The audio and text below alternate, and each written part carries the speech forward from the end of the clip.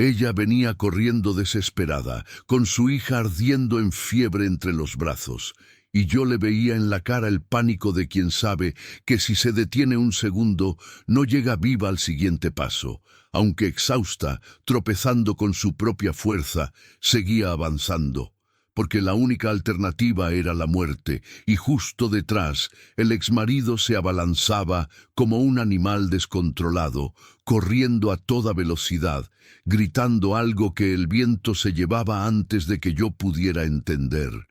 Cuando vi aquella escena, sentí que el corazón se me partía en dos. Ahí, en ese instante, supe que tenía que actuar, y de la decisión que tomé, de esa jamás me arrepentí. Buenos días, buenas tardes, buenas noches o de madrugada. No importa la hora en que me estés viendo, bienvenido, y déjame un comentario diciendo desde qué ciudad estás escuchando esta historia. Nunca le tuve miedo a la carretera. Después de que enterré a mi esposa hace 5 años, aprendí que nada duele más que un amor sepultado demasiado pronto.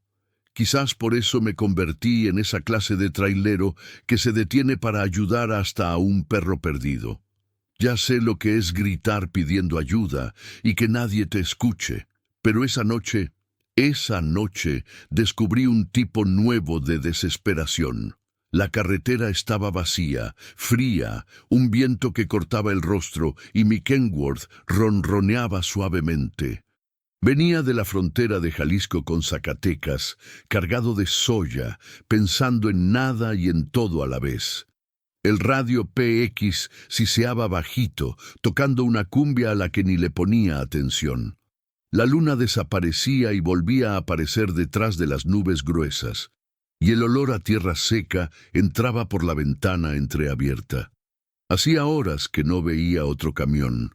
Solo yo, el asfalto agrietado y el sonido de las llantas masticando kilómetros.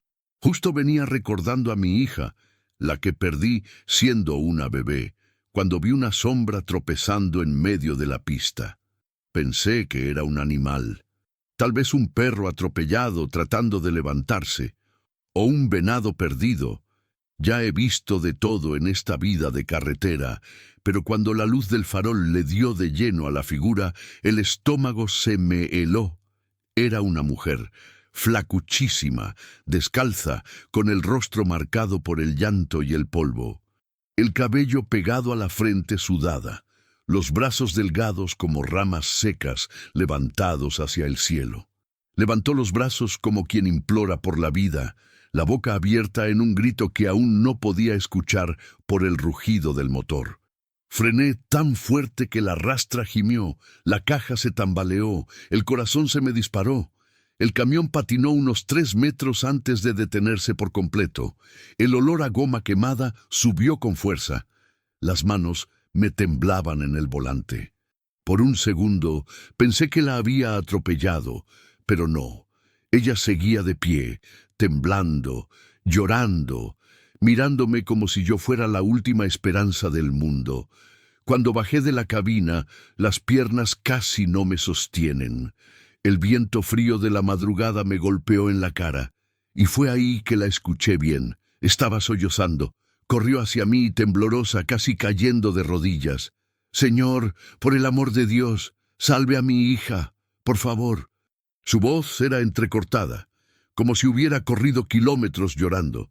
Los ojos los tenía rojos, hinchados. Las manos le temblaban cuando me agarró la camisa.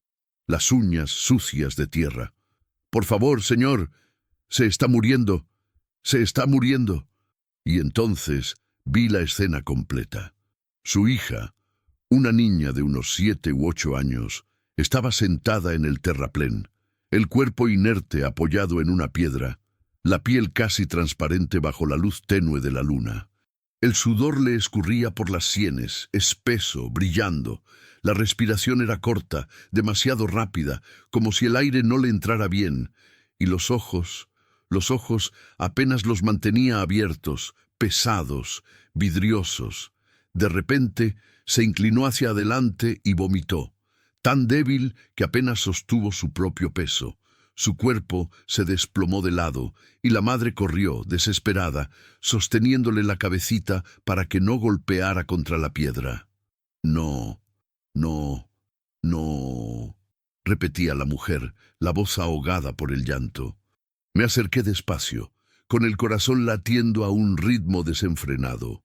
La niña tenía el rostro pálido, los labios agrietados, y la piel le ardía incluso de lejos. Se podía sentir el calor emanando de su cuerpecito frágil. La madre cayó a su lado, desesperada, sujetándole el rostro con ambas manos. Él le hizo esto, señor. Su papá. Le puso veneno en la comida. Dijo que iba a resolver nuestros problemas. Cuando me di cuenta, ella ya estaba ardiendo. Corrí. Corrí lo más que pude, pero él nos viene persiguiendo. Me dijo que si abría la boca no nos dejaría vivas. La mujer hablaba demasiado rápido, las palabras tropezándose unas con otras. Miraba la carretera vacía detrás de mí como quien espera que un monstruo salga de la oscuridad. Me golpeó, me encerró en el cuarto, pero logré escapar por la ventana. La tomé en brazos y corrí. Corrí hasta que mis piernas fallaron, y ahora está así. Se está apagando, señor. Siento que se me apaga en los brazos. Le puse la mano en la frente a la niña. Casi me quema la palma. Era demasiada fiebre para un cuerpo tan pequeño. La piel estaba seca, ardiendo como brasa, y el olor... Había un olor extraño en su sudor, químico, amargo, veneno. Dios mío. Había envenenado a su propia hija, y en ese instante sentí algo antiguo dentro de mí, un dolor de padre que nunca se curó, que me decía, si no ayudas ahora, jamás te lo perdonarás. Respiré hondo, miré a la madre, miré a la niña, y tomé mi decisión. Súbase al camión, dije con firmeza con una voz que ni sabía que tenía dentro de mí. Ahora, las dos. La mujer dudó, los ojos desorbitados por el miedo. Señor, él viene, maneja una camioneta blanca, está armado. Me juró que nos atraparía. Me dijo que me iba a matar, que iba a terminar lo que empezó. No lo voy a permitir. Pero él, dije, no lo voy a permitir. No sé de dónde vino aquella certeza, tal vez de la rabia, tal vez de la tristeza antigua que cargaba. Tal vez de todas las veces que no pude salvar a quienes amaba. Pero en ese momento sabía una cosa. Esa niña no iba a morir. No esa noche. No mientras yo tuviera aliento. Tomé a la niña en brazos. Su cuerpo parecía un pájaro enfermo, demasiado liviano, demasiado frágil. La cabecita cayó sobre mi hombro, mojada por el sudor. Sentí su corazoncito latiendo demasiado rápido, desesperado. Subí con ella a la cabina, abrí la puerta con el codo, la acosté en el asiento trasero, encendí el aire acondicionado al máximo para intentar bajarle la fiebre. Tomé mi toalla, la mojé con el agua de la botella y se la puse en la frente, en las muñecas, en el cuello. Resiste, pequeña, resiste. La madre entró temblando, agarrando la mano de su hija como si fuera lo último que le quedaba en el mundo. Las lágrimas caían sin parar, mojando el asiento, la blusa rasgada, todo. ¿Hay alguna cruz verde cerca?, pregunté encendiendo el motor del camión. A 40 minutos de aquí, pero él siempre ronda por ahí, nos espera aparecer, conoce a todo el mundo, a la policía, a los médicos. Tiene amigos en todos lados. Nadie me cree, señor, nadie. Su voz era la de quien ya había pedido ayuda antes y había sido ignorada. Antes de que terminara la frase, lo escuché. Primero, un rugido de motor distante, allá atrás, viniendo de la curva. Luego, un farol parpadeando entre los árboles, cortando la oscuridad. Después, otro farol, y el polvo levantándose. La madre encogió todo su cuerpo, el terror estampado en su rostro pálido. Es él. Nos encontró. La sangre se me heló en las venas. Miré por el retrovisor y vi la camioneta blanca surgiendo en la carretera, acelerando, levantando una nube de polvo. Venía rápido. Venía con rabia. No lo pensé 2 veces. Apreté las 2 manos en el volante, llené el pulmón. Sentí el peso de la carga detrás de mí, las 18 toneladas de soya que llevaba, y aceleré el Kenworth como hacía mucho tiempo no lo hacía. El motor rugió, las marchas subieron, las llantas chirriaron en el asfalto. «Agárrense bien», dije mirando por el retrovisor. «Hoy no las toca». La camioneta venía rápido, con las luces altas, queriendo cerrarme el paso, aventando el vehículo de un lado a otro como si intentara intimidarme. Jugué el radio PX, apreté el botón y grité: «Atención en la carretera federal 45, altura del kilómetro 420, trailero perseguido por hombre armado, mujer y niña intoxicada en cabina. Quien esté escuchando responda». Siseo, silencio, siseo de nuevo. «Atención, ¿alguien me escucha?». Nadie respondió de inmediato, pero yo seguí llamando, seguí gritando, porque era lo único que podía hacer además de pisar a fondo el acelerador. Por el retrovisor, la luz de la camioneta crecía. Él aventó el vehículo encima de mí, casi pegándose al parachoques trasero, tocando el claxon, parpadeando las luces. La madre lloraba bajito, tapándose la boca para no gritar.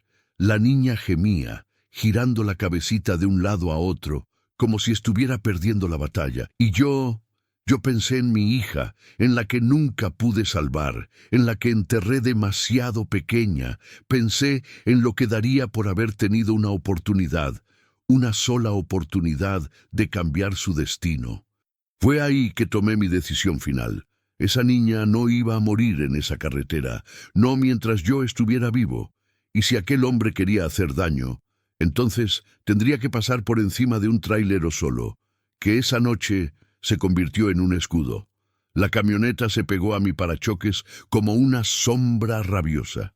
Sentía el farol de él quemando el retrovisor, la luz entrando por la cabina, iluminando el rostro aterrorizado de la madre y el cuerpecito frágil de la niña acostada en el asiento.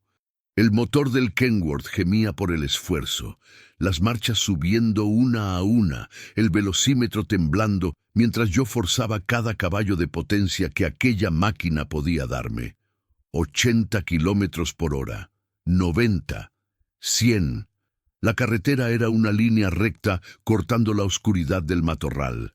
Sin arcén, sin luz, solo el asfalto agrietado y la maleza alta a ambos lados. Yo conocía ese tramo. Sabía que de allí a unos 15 kilómetros había una subida brava y luego una bajada aún peor. Si lograba llegar hasta allá, tal vez conseguiría ganar distancia, pero él no daba tregua. La camioneta aceleró más, se subió por el lado izquierdo, intentó emparejarse conmigo. Miré de reojo y vi su rostro por primera vez. Un hombre de unos 40 años, barba sin afeitar, ojos hundidos y fijos, la mandíbula tensa por el odio. Gritaba algo que yo no conseguía escuchar, pero se veía la boca moviéndose, los dientes al descubierto, la mano golpeando el volante. Loco. Estaba completamente loco. Aventó la camioneta encima de mí, tratando de sacarme de la pista. Me desvié. El camión se balanceó. La carga gimió detrás. La madre soltó un grito ahogado, sujetando a la niña con fuerza. «¡Nos va a matar! ¡Nos va a matar!», repetía ella, la voz quebrándose. «No lo hará», respondí con los dientes apretados. «No lo hará porque no lo voy a permitir». Tomé el radio de nuevo, apreté el botón con tanta fuerza que casi lo rompo. «¡Atención! ¡Atención en la Federal 45! ¿Alguien me escucha? Tráilero bajo persecución. Niña intoxicada necesita ayuda urgente. Quien esté en la frecuencia, por el amor de Dios, llame a la policía». Siseo, más siseo, y entonces una voz ronca, cansada, salió del radio. «Aquí el potosino. Trailero, estoy a unos 20 kilómetros adelante. ¿Qué está pasando ahí?». Mi corazón dio un brinco. «Potosino. Gracias a Dios. Tengo una niña intoxicada en la cabina. Su padre la envenenó y me está persiguiendo armado. Camioneta blanca, placa que no consigo ver. Necesito llegar a una cruz verde. Silencio del otro lado. Después, la voz volvió más seria. Entendido, compañero. Me estoy deteniendo en el arcén. Voy a poner las intermitentes y te espero. Cuando pases, entro detrás de ti. Vamos a hacer un convoy. No va a tener el valor de atacar a 2 camiones. Gracias, Potosino. Muchísimas gracias. Mantente firme. La carretera es nuestra, hermano. Apagué el radio y respiré hondo. Por primera vez desde que todo comenzó, sentí una pizca de esperanza, pero duró poco. La camioneta aceleró de nuevo, subió al carril contrario y vino directo hacia mí, aventando el vehículo hacia mi lado con todo. El impacto fue seco, violento. La carrocería gimió, el volante vibró en mi mano, y tuve que sujetar con fuerza para no perder el control. «¡Oh, hijo de puta!», grité, más para mí mismo que para él. La madre sollozaba en el asiento, abrazada a la hija. La niña tenía los ojos entrecerrados, la boca entreabierta, y yo veía su respiración volverse cada vez más débil, más lenta. No podía ser así. Aceleré más, forzando el motor hasta el límite. El puntero del velocímetro pasó de 100, se acercó a los 110. Pero la camioneta era ligera, ágil, y él conocía esa carretera tan bien como yo. Subió de nuevo, lanzó el vehículo a mi lateral, intentó empujarme hacia el terraplén. Me desvié, pero esta vez él no retrocedió. Se pegó a mi lado, abrió la ventana y fue ahí que lo vi. El arma, un revólver negro, viejo, que sostenía con la mano izquierda mientras conducía con la derecha. La sangre se me heló. «¡Agáchate!», le grité a la madre. «¡Agáchate ahora!». Ella se tiró hacia adelante, cubriendo a la hija con su propio cuerpo. Yo me encogí en el asiento, intentando protegerme detrás del volante, y entonces lo escuché. El estampido, seco, fuerte, rasgando la noche. La ventana del lado del pasajero explotó. El vidrio voló por todas partes. El viento entró de golpe, frío y violento. La madre gritó. Desvié el camión hacia la derecha, casi saliendo de la pista. «¿Están todos bien?», grité sin quitar los ojos de la carretera. «Sí, sí». Su voz era temblorosa, aterrorizada. No nos dio otro disparo. Este acertó la carrocería por fuera. El ruido del metal siendo perforado hizo eco dentro de la cabina. Mi corazón latía tan fuerte que lo sentía en las sienes, en la garganta, en todo el pecho. Aquel hombre iba a matarnos, realmente iba a matarnos. Miré por el retrovisor y vi que estaba recargando, las manos temblorosas, el rostro sudado, los ojos fijos en mí. Quería destruir, quería acabar con eso a su manera, pero yo no lo iba a permitir. No esta vez. Pisé a fondo el acelerador, ignorando el grito del motor, ignorando el balanceo de la rastra. La carretera comenzó a subir. Era la subida que yo estaba esperando, pesada, larga, con curvas cerradas. El Kenworth comenzó a perder velocidad. 70 kilómetros, 60, 50, pero la camioneta también perdió. Él tenía potencia, pero tenía que reducir en las curvas. Y fue ahí que vi, allá adelante, la luz de emergencia naranja parpadeando en el arcén. El Potosino estaba allí, esperando. Cuando pasé por él, toqué el claxon 2 veces. Vi por el retrovisor su camión, un Volvo rojo, viejo pero imponente, entrando en la pista detrás de mí, acelerando, cerrando la distancia entre él y la camioneta blanca. Ahora éramos 2. El hombre se dio cuenta. Lo vi mirando por el retrovisor, la expresión cambiando de rabia a algo parecido a la duda.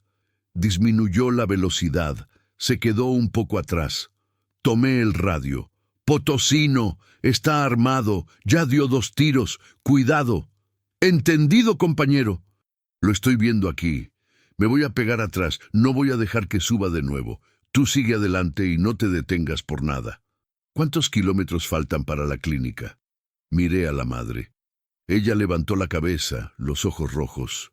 Unos 30 kilómetros aún. Hay una clínica en Tonalá, Pero él conoce a todo mundo allá. 30 kilómetros Potosino, dije por el radio. Pero el tipo tiene contactos en la ciudad. Entonces no paramos en esa ciudad. Pasamos de largo y seguimos hasta Colinas. Allá hay un hospital más grande. 40 minutos, a lo mucho. Aguanta ahí, hermano. 40 minutos. Miré a la niña en el asiento de atrás. Su carita estaba más pálida todavía, casi gris. La respiración le venía en sollozos cortos, irregulares. La fiebre no bajaba. Yo sentía el calor irradiando de su cuerpo, incluso de lejos. 40 minutos podían ser demasiado tiempo. «Señor», susurró la madre, la voz embargada.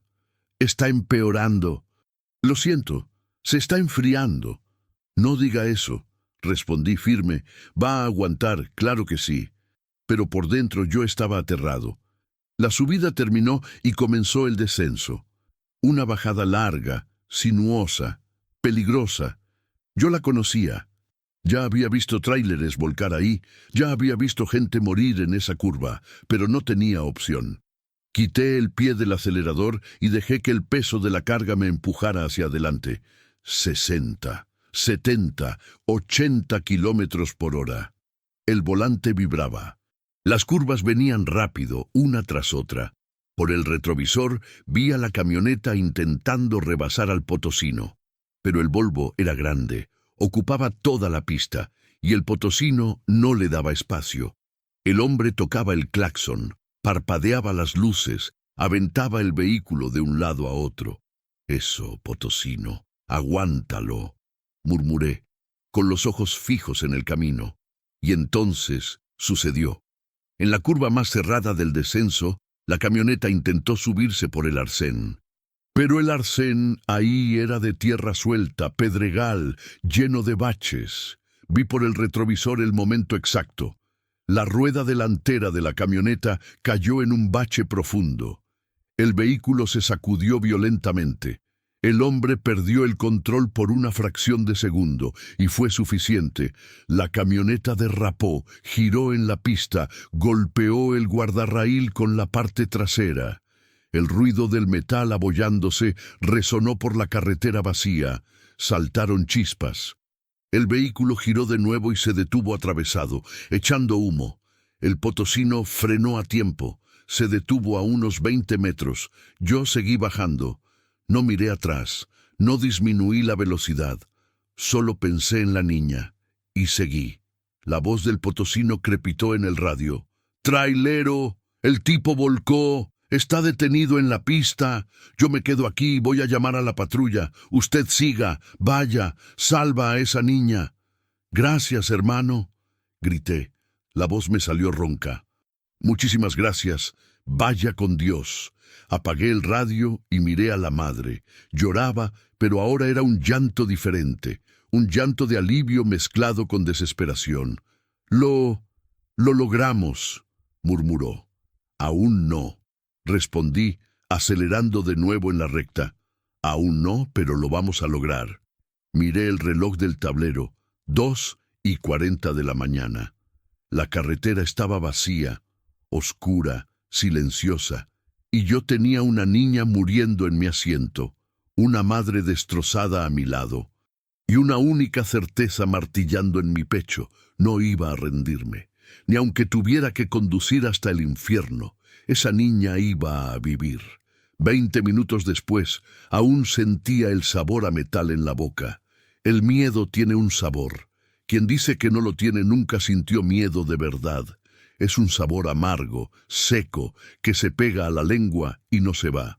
Se mezcla con la adrenalina, con el sudor frío escurriendo por la espalda, con la opresión en el pecho que no se alivia ni cuando respiras hondo. La carretera continuaba vacía. Solo yo, el rugido del motor y el viento entrando por la ventana destrozada. Pedazos de vidrio brillaban en el tablero, en el asiento, en el piso de la cabina. Cada vez que movía el brazo, sentía unos trocitos pinchándome la piel. Pero eso no importaba. Lo que importaba estaba acostado en el asiento trasero. Miré por el retrovisor interno y el estómago se me revolvió. La niña estaba inmóvil, demasiado pálida, los labios morados. El pecho subía y bajaba demasiado despacio, demasiado débil, como si su cuerpo se estuviera rindiendo poco a poco. La madre sostenía la mano de su hija con ambas manos, inclinada sobre ella, susurrando cosas que no conseguía escuchar bien. Oraciones, tal vez, o promesas, o solo palabras de desesperación que uno dice cuando ya no tiene nada más que hacer. «¿Cómo está?», pregunté. La voz me salió más ronca de lo que esperaba. La mujer levantó el rostro. Los ojos los tenía hundidos, rojos, hinchados de tanto llorar. El cabello pegado a la frente sudada, las manos le temblaban. «Ya no me responde, señor. La llamo y no abre los ojos. La muevo y no reacciona». Su voz se quebró al final de la frase. Bajó la cabeza de nuevo, apoyó la frente en el bracito delgado de la niña y comenzó a llorar bajito, un llanto contenido, desesperado, de quien ya lloró tanto que no sabe cómo más. «¿Cuánto tiempo falta para el hospital?», preguntó, sin levantar la cabeza. Miré el tablero, el camino, los postes de luz que empezaban a aparecer en el horizonte. «Unos 20 minutos, tal vez menos si le piso». «No tiene 20 minutos, señor. Yo sé que no los tiene». Su frase me golpeó como un puñetazo, porque yo también lo sentía. Yo también lo veía. La niña estaba perdiendo la batalla. El veneno estaba ganando. Y por más rápido que condujera, por más que pisara a fondo aquel acelerador, el tiempo estaba pasando y su vida se estaba escurriendo entre los dedos. Apreté el volante con tanta fuerza que los nudillos se me pusieron blancos. No podía ser así. No de nuevo. No otra vez en mi vida iba a ver a alguien morir porque no fui lo suficientemente rápido, lo suficientemente fuerte, lo suficientemente capaz. «Sosténgala fuerte», dije, la voz me salió dura. «Voy a acelerar». «Sosténgala a ella y sujétese usted también». Pisé a fondo. El motor rugió, las marchas subieron, el velocímetro se disparó. 100 kilómetros, 110, 120. El Kenworth temblaba entero, la carga se balanceaba detrás, peligrosa, pesada. Pero yo no quitaba el pie, no disminuía, solo pensaba en llegar, en correr contra el reloj, en vencer a la muerte una vez más. La ciudad comenzó a aparecer, luces débiles, postes al borde del camino, algunas casas, una gasolinera cerrada, una iglesia pequeña con la cruz iluminada. Guaraí, la placa pasó borrosa a mi lado.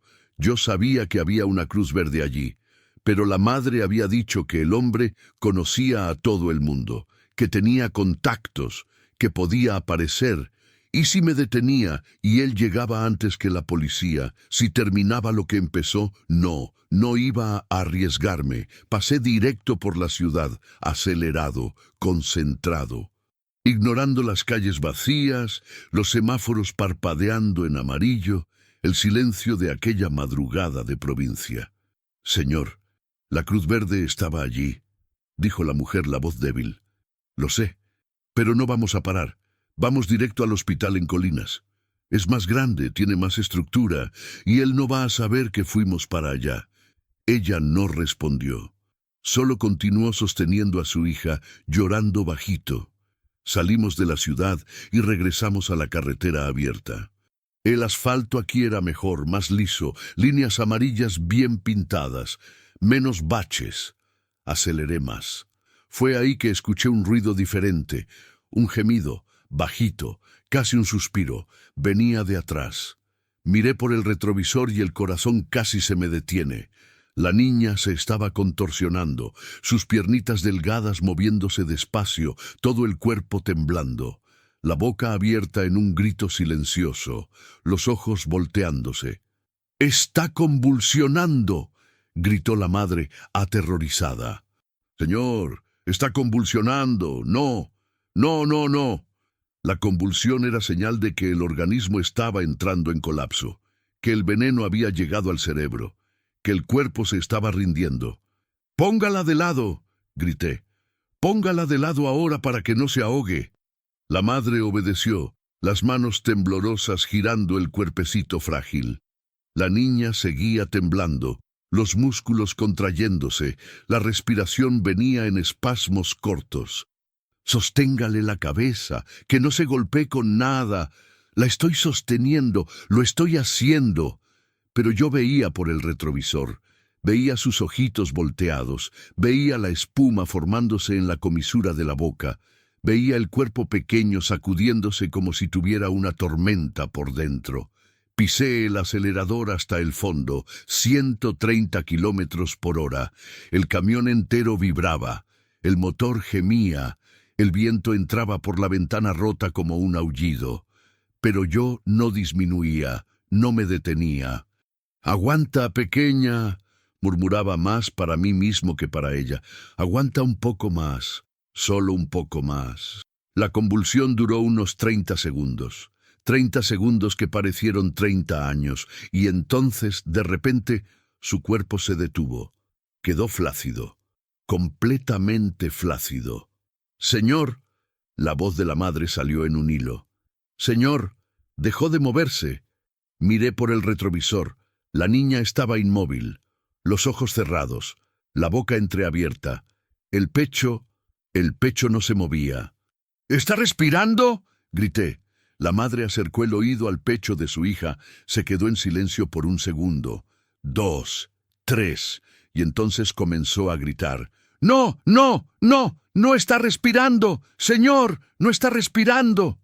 El mundo se vino abajo. Todo dentro de mí gritó al mismo tiempo. Miedo, desesperación, rabia, impotencia. «No de nuevo, no de nuevo». «Hágale masaje», grité, intentando mantener la voz firme. «Y ponga las dos manos en su pecho, una encima de la otra, y apriete, rápido, fuerte. No sé hacer eso, no sé. Hágalo, solo hágalo. Apriete y suelte. Rápido. 1, 2, 3. ¡Vamos!». Yo escuchaba su desesperación, escuchaba el llanto, escuchaba los gemidos mientras presionaba el pecho de su hija, intentando que el corazón volviera a latir. Y yo solo podía conducir, solo podía acelerar, solo podía rogar. Las luces de colinas comenzaron a aparecer en el horizonte. La ciudad era más grande, más iluminada. Había movimiento incluso de madrugada. «Siga», grité. «No pare, apriete y suelte. 1, 2, 3. No regresa, señor, no regresa. Va a regresar. Siga». Entré a la ciudad a 120 kilómetros por hora. Me pasé un semáforo en rojo. Toqué el claxon para alejar un coche que venía por un lado. Giré a la derecha sin disminuir, las llantas chillando en el asfalto. Vi el letrero azul con la letra H, Hospital Regional. «¡Llegamos!», grité. «Aguante». Llegamos, 2 cuadras, 1 cuadra, el portón de urgencias. Frené con todo. El camión derrapó, casi se atraviesa frente al portón. El motor se apagó. No lo encendí de nuevo. Abrí la puerta, salté de la cabina, corrí hacia el lado de atrás. Abrí la puerta del pasajero y tomé a la niña en brazos. Estaba helada, flácida, sin vida. «¡No!», grité, y ni siquiera sé por qué grité. «¡No!». Corrí a urgencias cargándola. La madre corrió detrás de mí, gritando, llorando, implorando. «¡Auxilio! ¡Que alguien ayude!», bramé tan pronto como pasé por la puerta automática. Una enfermera me miró. Vio a la niña. Sus ojos se abrieron. «¿Qué pasó?». «Envenenamiento. La envenenaron. No está respirando». La enfermera tomó a la niña de mis brazos y corrió adentro. Otra enfermera apareció. Un médico con bata blanca salió de un cubículo. «¡Código azul! ¡Código azul! ¡Niña en paro!», gritó. Y entonces se la llevaron adentro, a través de las puertas de cristal, a un lugar donde yo no podía entrar. Me quedé parado allí, en medio del pasillo, las manos vacías, el pecho apretado, el cuerpo temblando. La madre cayó de rodillas en el suelo, con las manos en el rostro, sollozando. «Mi hija, mi hija». Me agaché a su lado. Le puse la mano en el hombro. No sabía qué decir. No tenía palabras. Solo podía pensar, hice lo que pude. Hice lo que pude. Pero había sido suficiente. Fui lo bastante rápido, lo bastante fuerte. Un enfermero pasó corriendo con un carrito lleno de equipo. Otro pasó con bolsas de suero. Yo escuchaba voces gritando allí dentro. Órdenes médicas, nombres de medicamentos, conteos. 1, 2, 3, 4, 5. El masaje cardíaco. Estaban intentando traerla de vuelta. Cerré los ojos. Y por primera vez en 5 años, desde que enterré a mi esposa, desde que perdí a mi hija, desde que dejé de creer en Dios, recé. Recé de verdad. Con miedo, con fe, con desesperación. Por favor, déjala vivir, déjala quedarse. No te la lleves ahora. Es demasiado pequeña. Por favor. El tiempo se detuvo. Los minutos se convirtieron en horas. Y esperamos. Yo, la madre, y el silencio pesado de un hospital de madrugada, esperando para saber si la vida había ganado, o si la muerte se había llevado a una más. El reloj en la pared de urgencias marcaba las 3:27 de la mañana.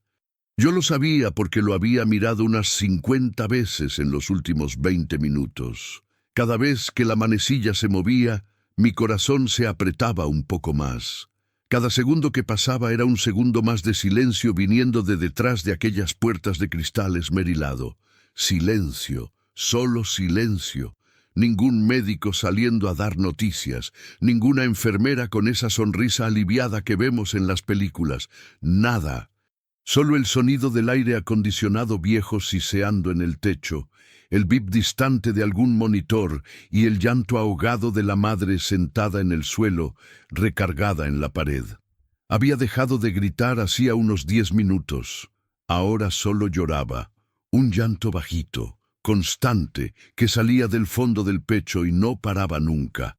Las manos le temblaban en el regazo, los ojos fijos en el suelo, el cuerpo entero curvado hacia adelante, como si quisiera desaparecer.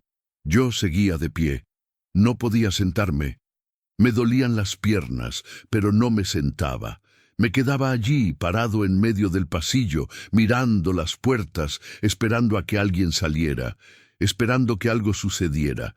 La camisa la tenía pegada al cuerpo por el sudor, las manos sucias de polvo y sangre seca. Ni sé de quién era. Tenía trozos de vidrio pegados en la manga. Mis brazos estaban arañados y ni me había dado cuenta. Pero nada de eso importaba. Lo que importaba estaba allí dentro, luchando. O tal vez ya había perdido la lucha. Sacudí la cabeza para espantar el pensamiento. No podía pensar así. Iba a sobrevivir. Tenía que sobrevivir.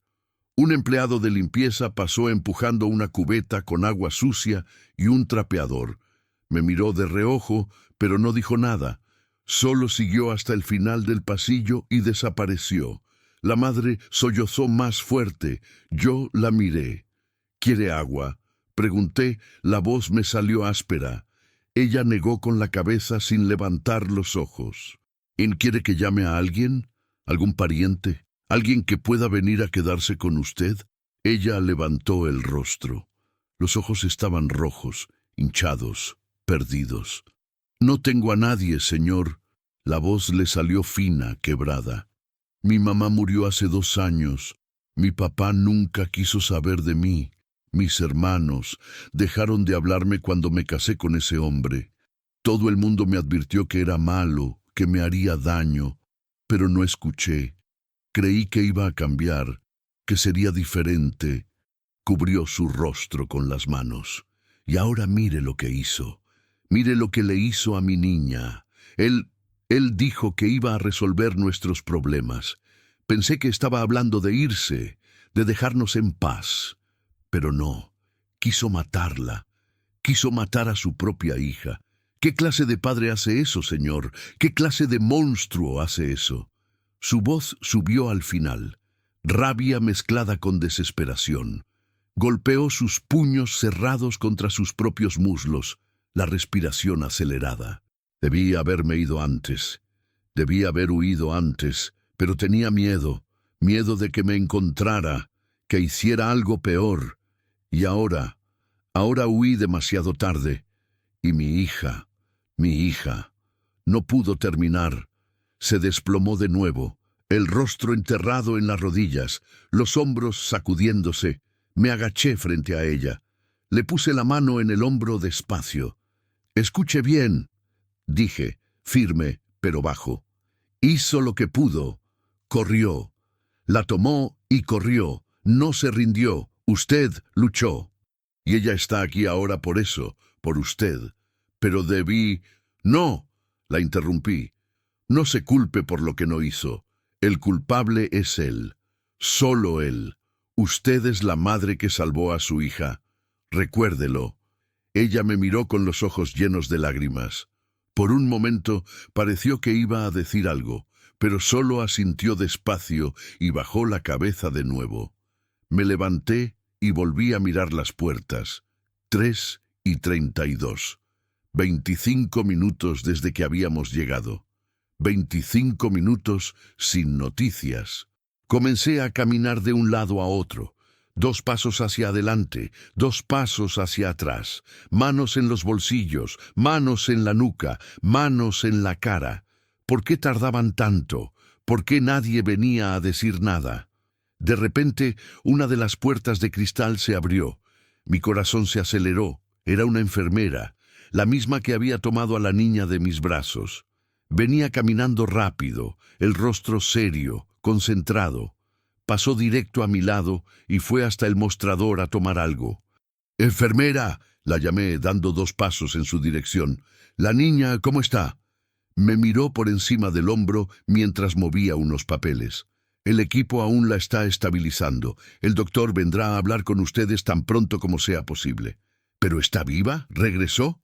La enfermera dudó. Solo un segundo, pero fue suficiente para asustarme aún más. «El doctor les explicará todo», dijo, tomando una bolsa de suero y volviendo a las puertas. «Espere, por favor, solo dígame si está viva». Se detuvo antes de empujar la puerta, me miró, y entonces, con un suspiro corto, dijo: «Regresó, el corazón regresó, pero la situación sigue siendo crítica», y entró. Regresó, el corazón regresó. Estaba viva, mis piernas flaquearon. Tuve que agarrarme a la pared para no caer. Cerré los ojos y respiré hondo, la primera respiración de verdad desde que había llegado allí. Viva, estaba viva. «Señor», la voz de la madre llegó temblorosa. «¿Qué dijo?». Abrí los ojos y la miré. La mujer se había levantado del suelo apoyada en la pared, el rostro pálido, los ojos desorbitados por la esperanza y el miedo. «Dijo que el corazón regresó», dije, y mi propia voz me salió entrecortada. «Está viva». La madre soltó un sonido que no era llanto ni grito. Era alivio puro, crudo, saliendo de adentro. Se tapó la boca con las manos, las lágrimas escurriendo de nuevo, pero esta vez diferentes. «Gracias a Dios, gracias a Dios», repetía moviendo la cabeza, los ojos cerrados. Pero yo no podía celebrar aún. La enfermera había dicho: «La situación sigue siendo crítica». Crítica. Eso significaba que todavía podía morir, que la lucha no había terminado. Volví a mirar el reloj. 3:38. Seguí caminando de un lado a otro. La madre se sentó en una de las sillas de plástico del pasillo, con las manos juntas como si estuviera rezando. Tal vez lo estaba. Pasaron 5 minutos más. 10, 15. Y entonces la puerta se abrió de nuevo. Esta vez era un hombre, alto, de lentes, bata blanca con manchas de sangre, el cabello canoso despeinado, el rostro cansado, pero firme. El doctor miró el pasillo y sus ojos se encontraron con los míos. «¿Familia de la niña que ingresó con intoxicación?». «Soy yo». La madre se levantó de un salto, casi tropezando. «Soy la madre». Me acerqué también. Mi corazón latía tan fuerte que lo escuchaba en los oídos. El doctor se quitó los lentes, los limpió con la punta de la bata y se los volvió a poner. Respiró hondo y comenzó a hablar. La niña llegó aquí en paro cardiorrespiratorio. Logramos revertirlo después de 4 minutos de reanimación. El corazón volvió a latir, pero su estado es grave, muy grave. La madre se llevó la mano a la boca, los ojos desorbitados. ¿Está viva? ¿Se va a poner bien? El doctor hizo una pausa. Está viva, pero no puedo garantizar que se ponga bien. Aún no. Se cruzó de brazos, el rostro aún más serio. Por la sintomatología y por su relato, todo indica intoxicación por órgano fosforado. Es un tipo de veneno usado en agroquímicos, muy potente. Ataca el sistema nervioso, causa insuficiencia respiratoria, convulsiones, paro cardíaco. Dios mío, susurró la madre. Ya comenzamos el protocolo de tratamiento. Hicimos lavado gástrico, le dimos el antídoto, atropina y pralidoxima, y está intubada ahora para ayudar con la respiración.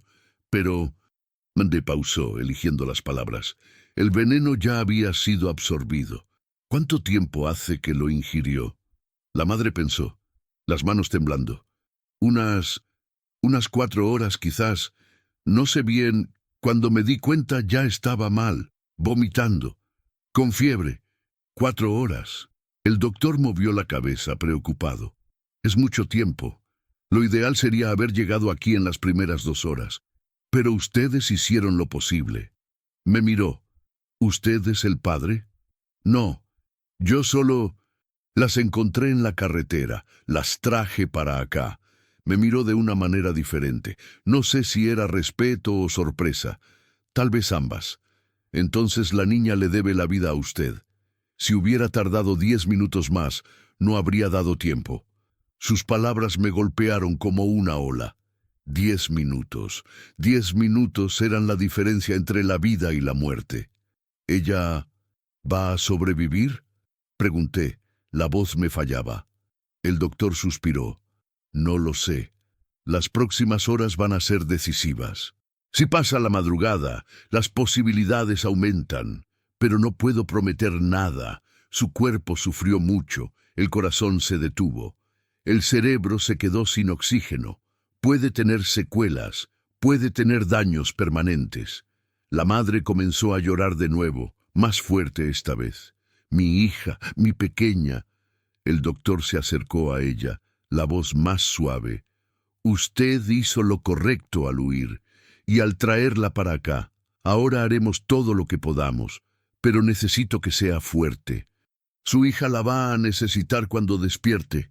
Cuando despierte, repitió ella, aferrándose a la palabra. ¿Usted cree que va a despertar? Espero que sí, dijo, y la honestidad en su voz dolió más que cualquier mentira. Pero ahora necesita descansar, y ustedes también. Hay una sala de espera allá al final del pasillo. Vayan, siéntense, beban agua. Les avisaremos cualquier cambio. Quiero verla, pidió la madre, la voz desesperada. Por favor, déjeme verla. El doctor dudó. Está intubada. Tiene cables, monitores. No es una imagen fácil de ver. No me importa. Es mi hija. Necesito ver que está viva. Asintió despacio. Está bien, pero solo por unos minutos. Le hizo una señal para que lo siguiera. Ella me miró antes de irse, los ojos llenos de gratitud y miedo. Gracias, señor. Gracias por todo. Vaya, dije. Quédese con ella. Ella entró por las puertas de cristal y desapareció. Me quedé allí, solo de nuevo en el pasillo. El silencio regresó. Pero esta vez era un silencio diferente. Ya no era el silencio de la espera angustiada, era el silencio de quien acaba de cruzar el infierno. Y salió del otro lado con vida. Me recosté en la pared y me deslicé hasta sentarme en el suelo. Mis brazos cayeron sobre mis rodillas, mi cabeza pesó. Y solo entonces, después de todo, dejé que el cansancio llegara, la extenuación, el miedo acumulado. Todo se desplomó a la vez. Me quedé allí, sentado en el suelo frío del hospital, con las manos temblando, el cuerpo adolorido, los ojos ardiendo, y pensé en mi hija, la que nunca pude salvar, pero esta vez Esta vez había sido diferente. Esta vez lo había logrado. Debí haberme dormido. No sé con certeza. ¿Uno sabe cuándo duerme de verdad? O a veces solo se apaga por unos segundos, la mente se desconecta y cuando regresa parece que han pasado horas. Todo lo que sé es que cuando abrí los ojos de nuevo, la luz del pasillo era diferente, más clara. Ya no era esa luz amarillenta y pesada de la madrugada, era el comienzo de la mañana. Débil aún, pero era de día. Miré el reloj en la pared, 5:43. Me había quedado allí, sentado en el suelo recargado en la pared, por más de una hora. Me dolía el cuello, la espalda la tenía tensa, las piernas me hormigueaban. Cuando intenté levantarme, casi me caigo de nuevo. Tuve que agarrarme a la pared y esperar que la sangre volviera a circular bien. El pasillo seguía vacío, silencioso. Solo el sonido del aire acondicionado y, a lo lejos, alguien tosiendo en una de las salas. La madre no había regresado. ¿Seguiría allí dentro con su hija? ¿O habría pasado algo? Mi corazón se apretó. Comencé a caminar hacia las puertas de cristal, pero antes de que llegara, se abrieron. Era ella, la madre, pero ya no era la misma mujer desesperada, sudada, sucia de polvo y tierra que había encontrado en la carretera. Se había lavado la cara. Se había recogido el cabello hacia atrás. Alguien le había dado una blusa limpia para ponerse sobre la ropa rasgada. Pero los ojos seguían cansados, hundidos, rojos. Me vio e intentó esbozar una sonrisa. No lo logró. Solo movió la cabeza despacio y vino caminando hacia mí, despacio, como si cada paso le costara un esfuerzo enorme. «¿Cómo está?», pregunté antes de que se acercara. Se detuvo frente a mí, respiró hondo y habló, la voz ronca. «Estable, por ahora, estable». La palabra más hermosa que había escuchado en las últimas horas. El doctor dice que pasó la peor parte de la noche. El corazón está latiendo solo. La presión subió un poco. La fiebre bajó. Eso es bueno, ¿no? Sí, asintió, pero su expresión no cambió. Pero sigue sedada, intubada. No ha despertado. Dijeron que van a esperar unas horas más antes de intentar quitarle el tubo. Quieren asegurarse de que puede respirar sola. Hizo una pausa. Miró al suelo. Y hay otra cosa. Le hicieron unos estudios. Dijeron que el veneno pudo haber afectado el cerebro. No sabrán la extensión del daño hasta que despierte. Puede tener secuelas. Puede haber perdido movimientos. Memoria. Puede haber... Su voz se cortó. Puede haber perdido mucho. Cubrió su rostro con las manos. No lloró. Solo se quedó allí, parada, intentando soportar el peso de todo aquello. Le puse la mano en el hombro. Pero está viva. Y mientras tenga vida, hay oportunidad, hay esperanza. Bajó las manos y me miró. Sus ojos estaban húmedos, pero no caían lágrimas. Era como si ya hubiera llorado tanto que no le quedaba nada más. ¿Usted tiene hijos, señor? La pregunta me tomó por sorpresa. Me quedé en silencio por unos segundos. Tuve, respondí, bajo. Una niña, murió cuando era bebé, problema en el corazón, ni siquiera tuvimos tiempo de hacer nada. Fue demasiado rápido. Ella asintió despacio, como si entendiera el dolor sin necesidad de más palabras. Lo siento mucho. Yo también. Nos quedamos allí los dos, en medio de aquel pasillo helado de hospital, cargando pérdidas diferentes, pero del mismo tamaño. ¿Cuál es su nombre?, pregunté. El de su hija. Parpadeó como si hubiera olvidado que yo ni siquiera lo sabía. Isabela, respondió, y por primera vez vi un rastro de sonrisa en sus labios. Pero le llamo Bella, desde que nació. Siempre fue tan bonita, tan pequeña, tan perfecta. Su voz se quebró de nuevo, pero se contuvo. Se lo prometí, señor. Cuando era bebé y él me golpeó por primera vez, le prometí que la protegería, que sería diferente, que ella crecería lejos de todo eso. Y fallé. Dejé que nos quedáramos atrapadas tanto tiempo, y ahora no falló. La interrumpí, firme. Huyó. Corrió con ella en brazos. La salvó. Si no fuera por usted, no estaría aquí ahora. Me miró con aquellos ojos cansados y hundidos, y por primera vez desde que nos conocimos, vi algo diferente allí dentro. Ya no era solo miedo. Era un poco de fuerza regresando. Gracias, señor, dijo, la voz saliendo en un hilo. Ni siquiera sé su nombre. Claudio. Claudio Ferreira. Yo soy Janaína. Janaína Santos. Nos quedamos allí por unos instantes más. No había más que decir. No era necesario. Luego ella regresó a las puertas. Voy a quedarme con ella. No quiero que despierte y no vea a nadie conocido. Quiero que sepa que estoy aquí. Vaya, dije. Yo voy a quedarme por aquí también. Cualquier cosa, me avisa. Ella asintió y entró de nuevo. Yo volví a caminar por el pasillo. El hospital comenzaba a despertar. Enfermeras cambiando turno. Doctores llegando. El olor a café viniendo de algún lugar. La vida volviendo poco a poco, como siempre regresa por la mañana, incluso después de las peores noches. Fui al baño. Me lavé la cara con agua fría. Me miré al espejo. El hombre que me miraba de vuelta estaba diferente. Más viejo, más cansado, pero también más vivo. Hacía 5 años que conducía por esas carreteras sin sentir nada. Sin sentir miedo, sin sentir rabia, sin sentir esperanza. Solo el vacío. Solo el camino pasando, los kilómetros acumulándose, el tiempo yéndose sin dejar marca. Pero esa noche lo había sentido todo a la vez, y había marcado la diferencia. Salí del baño y regresé al pasillo. Había una máquina de café al final del pasillo. Compré un vaso. Estaba malo, aguado, demasiado caliente, pero lo bebí de todos modos.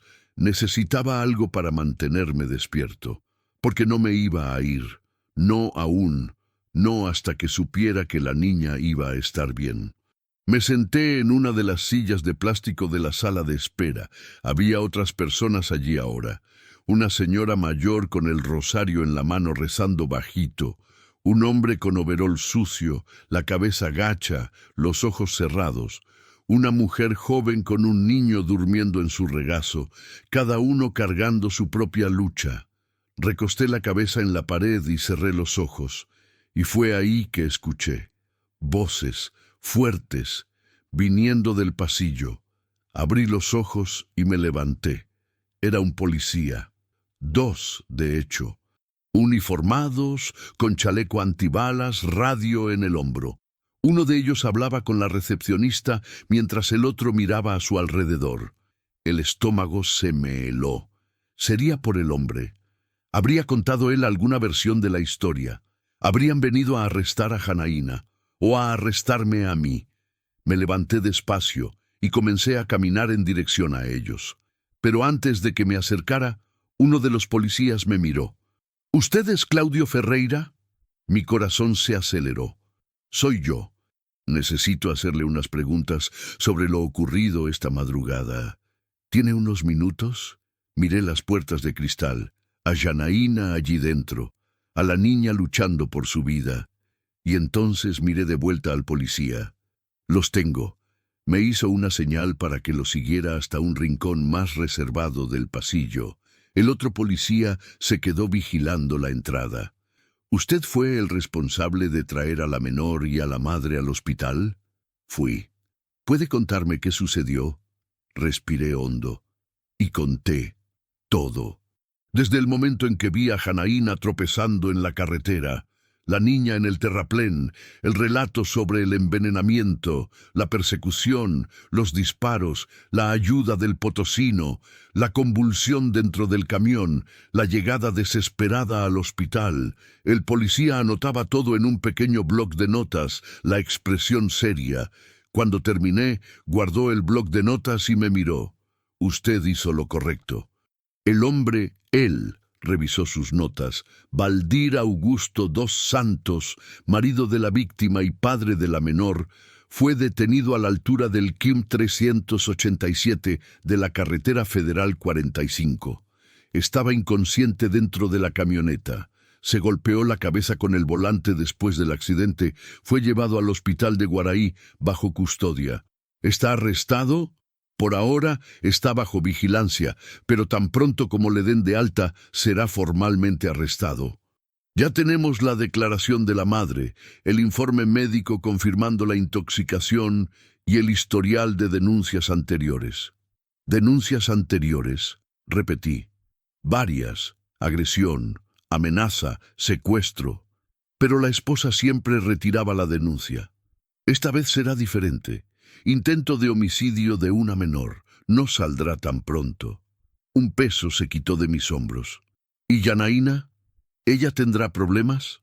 No, ella es la víctima. Solo vamos a necesitar su declaración formal y la del señor cuando la situación se calme. Pero no se preocupe, está segura ahora. Me extendió una tarjeta. Cualquier cosa, llámeme. Y hizo una pausa. Gracias. Usted salvó 2 vidas esta noche. Tomé la tarjeta y asentí. Se fue junto con el otro policía. Me quedé allí, parado, aún procesando todo. Terminó. La persecución había terminado. El hombre estaba preso. Yanaína estaba segura. E Isabela estaba luchando. Volví a las sillas y me senté de nuevo. El café se había enfriado, pero me bebí el resto de todos modos. El sol comenzaba a entrar por las ventanas del hospital, débil aún, pero era luz, y después de la noche que habíamos pasado, luz era todo lo que necesitábamos. 2 horas después, la puerta de cristal se abrió de nuevo. Era el doctor. Miró a su alrededor, me vio y asintió. «¿Señor Claudio?» Me levanté de un salto. «¿Sí?» La niña despertó. No recuerdo haber corrido, pero de repente estaba parado frente al doctor, el corazón latiéndome tan rápido que lo sentía en las sienes, en la garganta, en todo el pecho. Las piernas me temblaban, las manos me sudaban. «¿Despertó?» Repetí como si necesitara escucharlo de nuevo para creer. «¿Está consciente?» El doctor asintió, pero su rostro seguía serio. No era esa sonrisa amplia de alivio que se ve en las películas. Era algo más contenido, cuidadoso. Sí, abrió los ojos hace unos 15 minutos. Logramos retirarle el tubo. Está respirando sola. Gracias a Dios. Las palabras salieron solas de mi boca. Pero, continuó, y el pero pesó como plomo. Aún está muy débil, confundida. No puede hablar bien. Todavía no sabemos la extensión de los daños neurológicos. Va a necesitar una batería de estudios, resonancia, tomografía, evaluación neurológica completa. Se cruzó de brazos, la mirada fija en mí. Lo que puedo decir ahora es que está viva. Y que respondió cuando la madre dijo su nombre. Eso es una buena señal, pero aún es pronto para asegurar algo. ¿Puedo verla? El doctor dudó. La madre está allí, y la niña necesita calma, silencio. Mucha gente en la habitación puede agitarla. Solo quiero verla, solo de lejos, solo... Mi voz se cortó. Solo quiero estar seguro de que está viva. Me miró por un momento. Ese tipo de mirada que evalúa a la persona entera, que intenta entender lo que hay detrás de las palabras. Y entonces asintió. Está bien, pero solo usted, y solo por unos minutos. Gracias. Me guió por las puertas de cristal, por el pasillo blanco y frío de la UCI. El olor a alcohol y medicamento se hacía más fuerte a cada paso. Monitores hacían bip en ritmos diferentes. Enfermeras iban y venían con carpetas, con medicinas, con bolsas de suero. Pasamos por 3 habitaciones hasta llegar a la suya. La puerta estaba entreabierta. El doctor se detuvo afuera y me hizo una señal para que entrara despacio. Respiré hondo y entré. La habitación era pequeña, blanca, llena de equipos. un monitor de presión haciendo bip bajito, un soporte de suero con 2 bolsas colgando, cables, tubos, máquinas, y en medio de todo aquello, en una cama demasiado alta para ella, estaba Isabela, la niña. Estaba acostada de lado, acurrucada bajo una sábana blanca delgada, el cabello oscuro pegado a la frente, la piel aún pálida, pero ya no con ese color gris de muerte. Tenía color, tenía vida. Janaína estaba sentada al lado de la cama, sosteniendo la mano de su hija. Me miró cuando entré, y lo que vi en su rostro me destrozó. No era solo alivio, era gratitud, era amor. Era todo lo que una madre siente cuando ve a su hija sobrevivir a lo imposible. «Señor», susurró, la voz entrecortada. Despertó, abrió sus ojitos y me vio. Me acerqué despacio, con cuidado, como si cualquier ruido pudiera romper aquel momento frágil. Y fue ahí que Isabela se movió. Despacio. Su cabecita giró un poco hacia la puerta. Abrió los ojos. Eran ojos castaños, grandes, cansados, perdidos, pero vivos. Me miró sin entender, frunciendo el ceño, intentando enfocar. «Hola, Bela», dijo la madre bajito, acariciándole la mano a la niña. «Este es el Señor que nos ayudó. ¿Recuerdas? Él nos trajo aquí». Isabela siguió mirándome, la boca entreabierta, la respiración débil pero constante, y entonces en un hilo de voz tan bajo que casi no lo escuché dijo, «El señor del camión». Mi pecho se apretó. Ella recordaba. «Sí», dije, la voz me salió ronca. «Soy el señor del camión». Parpadeó despacio, y por primera vez vi la comisura de su boca moverse. No era exactamente una sonrisa. Era demasiado débil para serlo. Pero era algo. Era reconocimiento. Era gratitud. Era vida. Tuve que desviar la mirada. Tuve que apretar los ojos para contener las lágrimas. No iba a llorar. No allí. No frente a ella. Pero por dentro estaba destrozado. De alivio. De dolor. De todo lo que había contenido por 5 años y que ahora amenazaba con salir de golpe. «¿Se va a poner bien, señor?», preguntó Janaína, la voz temblorosa. La miré. A su hija, al monitor haciendo bip en la esquina, al suero goteando despacio. «Sí», respondí, y esta vez lo creí. «Es fuerte, más fuerte que todo esto». Janaína sonrió, una sonrisa pequeña, cansada, pero real. «Gracias», repitió, y esta vez la palabra venía cargada de todo lo que no podía decir. «Gracias por no haber seguido de largo. Gracias por haberse detenido. Gracias por no haberse rendido con nosotras». Moví la cabeza. «Yo soy quien agradece por haberse cruzado en mi camino», y era verdad, porque esa noche no solo cambió la vida de ellas, cambió la mía también. Isabela cerró los ojos de nuevo, su cuerpo relajándose, durmiendo, descansando finalmente. Janaína siguió sosteniendo su mano, como si al soltarla su hija fuera a desaparecer. Di un paso atrás, otro, y salí de la habitación despacio, cerrando la puerta sin hacer ruido. El doctor me esperaba afuera. «Es una guerrera», dijo bajo. «Sí», concordé. «Las dos lo son». Regresamos por el pasillo. Pasamos por las puertas de cristal, por el pasillo de la recepción, hasta la entrada del hospital. La luz del sol golpeaba fuerte ahora. El calor ya subía, a pesar de ser temprano. La ciudad despertaba. Coches pasaban, gente yendo a trabajar, la vida siguiendo, como siempre sigue. Me detuve en la puerta y miré el estacionamiento. Mi camión estaba allí, mal estacionado, con la ventana rota, la carrocería abollada, marcas de bala, un testimonio de lo que habíamos pasado. Pensé en irme, pensé en subir a la cabina, encender el motor y volver a la carretera, seguir el viaje, entregar la carga, volver a la rutina. Pero no pude. No aún. Volví al pasillo, compré otro café malo de la máquina, me senté en la sala de espera y me quedé. Horas pasaron. La mañana se convirtió en tarde. El hospital se llenó de gente. Luego se vació de nuevo. Yo seguía allí. Algunas enfermeras comenzaron a reconocerme. Una de ellas me trajo un pan con mantequilla. Dijo que necesitaba comer algo.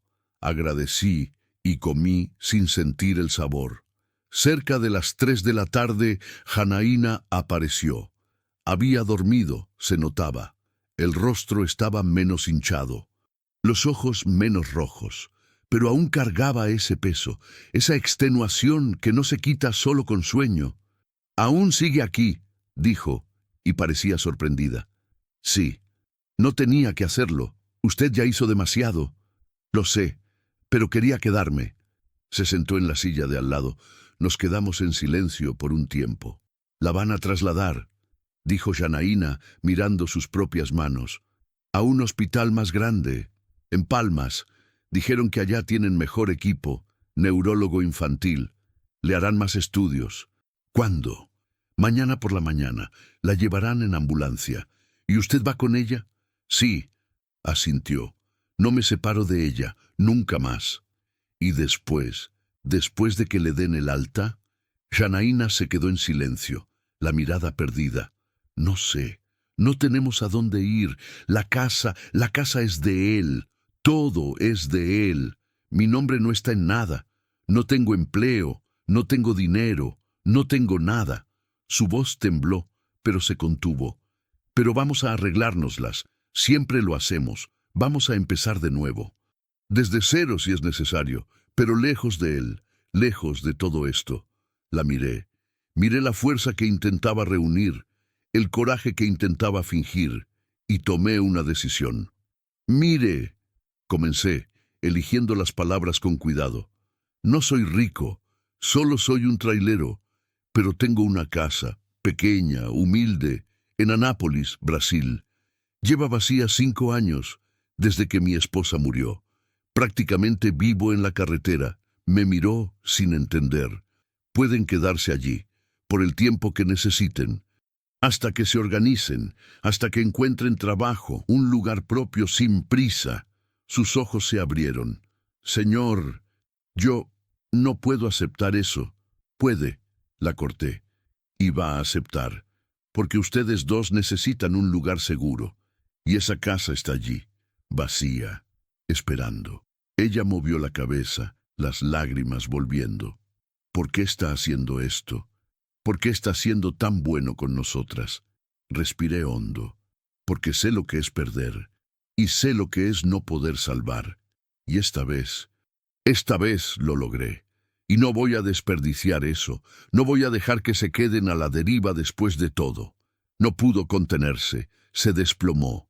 Lloró con las manos en el rostro, un llanto de alivio, de gratitud, de esperanza. Le puse la mano en el hombro y la dejé llorar, porque a veces eso es lo que necesitamos, alguien que nos sostenga cuando todo se viene abajo y nos diga: «No está sola». No dormí esa noche, no porque no estuviera cansado. Dios sabe que estaba exhausto. El cuerpo me pesaba, los párpados me ardían, cada músculo me dolía como si hubiera cargado el camión en la espalda en lugar de conducirlo. Pero no podía dormir. Me quedé en la sala de espera del hospital, sentado en esas sillas de plástico duro que lastiman la espalda, mirando al techo, al reloj, a las personas que iban y venían, cada una cargando su propia historia, su propia carga.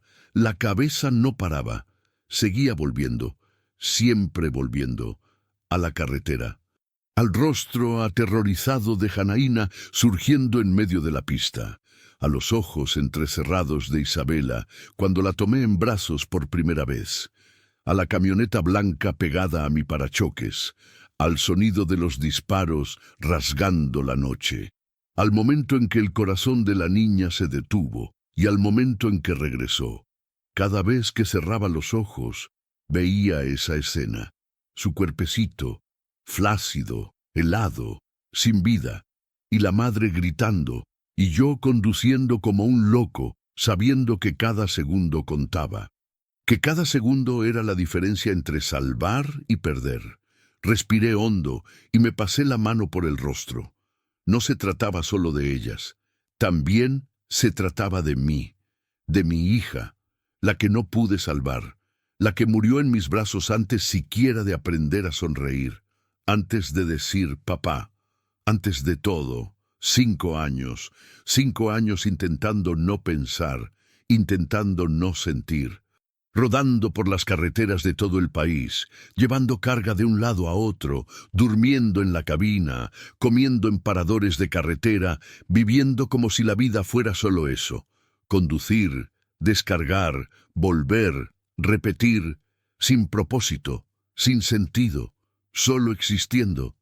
Pero esa noche había sentido algo que no sentía desde hacía mucho tiempo. Propósito. Había marcado la diferencia. Había salvado a alguien. Y eso lo cambiaba todo. Miré el reloj de nuevo. 4:15 de la mañana.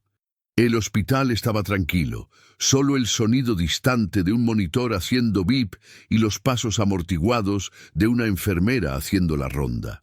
Me levanté, estiré las piernas y fui hasta la ventana del pasillo.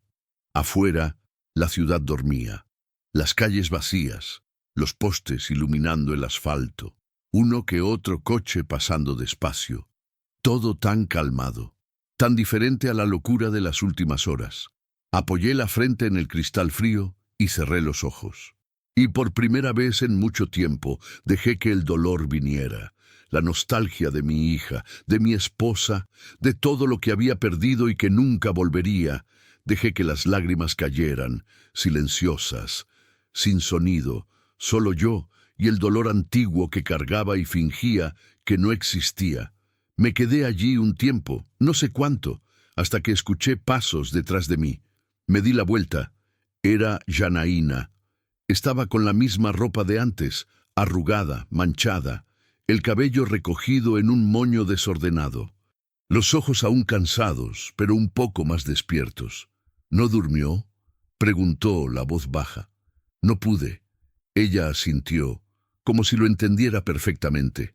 Yo tampoco. Cada vez que cierro los ojos veo... Se detuvo, la voz temblando. Lo veo a él. Veo su rostro cuando puso aquello en su comida. Veo el odio, la frialdad, como si ella no fuera nada, como si nosotras no fuéramos nada. Abrazó su propio cuerpo, los hombros encogidos. ¿Sabe qué es lo peor, señor? Es que yo lo sabía. Siempre supe que era capaz de esto, desde la primera vez que me levantó la mano, desde la primera vez que me encerró en el cuarto. Lo sabía, pero me quedé por miedo, por vergüenza, pensando que mejoraría, pensando que era solo una mala racha. Movió la cabeza, los ojos cerrados. Y ahora mi hija casi muere por eso, por mi cobardía. No fue cobardía, dije, firme. Fue supervivencia. Usted hizo lo que pudo en la situación en la que estaba. Y cuando vio que no había más remedio, actuó, la tomó y corrió. Y la salvó. Usted la salvó. No, usted la salvó. Yo solo conduje. Pero fue usted quien tuvo el valor de huir. Fue usted quien no se rindió, a pesar del miedo, aun sin saber si funcionaría. Usted luchó. Y está aquí ahora, a su lado, porque luchó. Janaína me miró, los ojos llenos de lágrimas que no caían. Gracias, susurró. Gracias por decirme eso. Yo necesitaba escucharlo. Nos quedamos en silencio por un tiempo. Solo el sonido del hospital a nuestro alrededor, el bip de los monitores, el aire acondicionado, la vida continuando. ¿Cómo está ella?, pregunté. Durmiendo, finalmente durmiendo de verdad, sin pesadillas, sin debatirse, solo descansando. Eso es bueno. Sí, ella respiró hondo. Los doctores dijeron que le harán más estudios hoy por la mañana, para ver cómo está el cerebro, para ver si podrá caminar, hablar, todo normal. Su voz se cortó al final. ¿Y si no puede?, continuó la voz saliendo en un hilo. ¿Y si tiene secuelas? ¿Y si no me recuerda? ¿Y si ya no es ella? Entonces van a lidiar con eso. juntas, de la manera que puedan. Pero está viva, Janaína, está respirando. Su corazón está latiendo, y eso ya es un milagro. El resto lo descubrimos en el camino. Ella asintió despacio, limpiándose el rostro con el dorso de la mano. ¿Usted tiene familia, señor? ¿Alguien esperando en casa? Moví la cabeza. No, no tengo a nadie. Mis padres ya murieron. No tengo hermanos. La carretera es mi casa. Debe ser solitario. Lo es, admití, pero yo lo elegí. Después de que perdí a mi esposa y a mi hija, no quise atarme más. Creí que si me quedaba siempre en movimiento, el dolor no me alcanzaría. ¿Y lo alcanzó?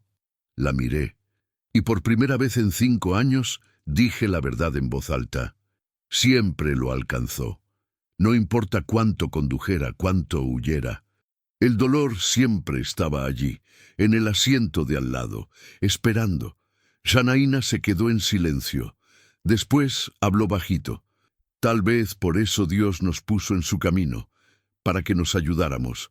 Yo no sabía si creía en Dios, no después de todo lo que había perdido, pero en ese momento, en aquel pasillo frío de hospital, con la luz tenue del amanecer empezando a entrar por las ventanas, quise creer. El amanecer llegó despacio. El cielo fue aclarando poco a poco, de un gris oscuro a un azul pálido. La ciudad despertó. Empezaron a pasar coches, gente llegando al hospital, cambios de turno. Janaína regresó a la habitación para quedarse con Isabela. Yo fui al estacionamiento. Mi camión seguía allí, sucio, abollado, la ventana rota. Parecía que había pasado por una guerra. Y así fue. Abrí la puerta y subí a la cabina. El olor a diésel mezclado con sudor. Trozos de vidrio aún esparcidos por el asiento, manchas de sangre seca en el tablero. Encendí el motor, rugió, firme, fiel. Después de todo aún funcionaba. Tomé mi celular de la guantera, estaba apagado desde ayer, lo encendí y esperé a que cargara. Cuando volvió, tenía 7 llamadas perdidas, todas del mismo número, mi jefe, y 3 mensajes de texto.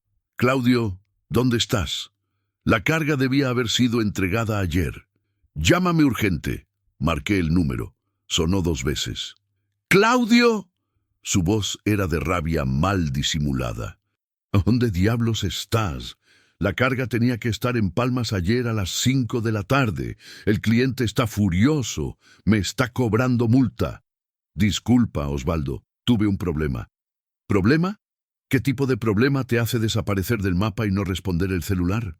Respiré hondo. Rescaté a una mujer y a una niña en la carretera. La niña había sido envenenada. Las traje al hospital. Me quedé toda la noche aquí.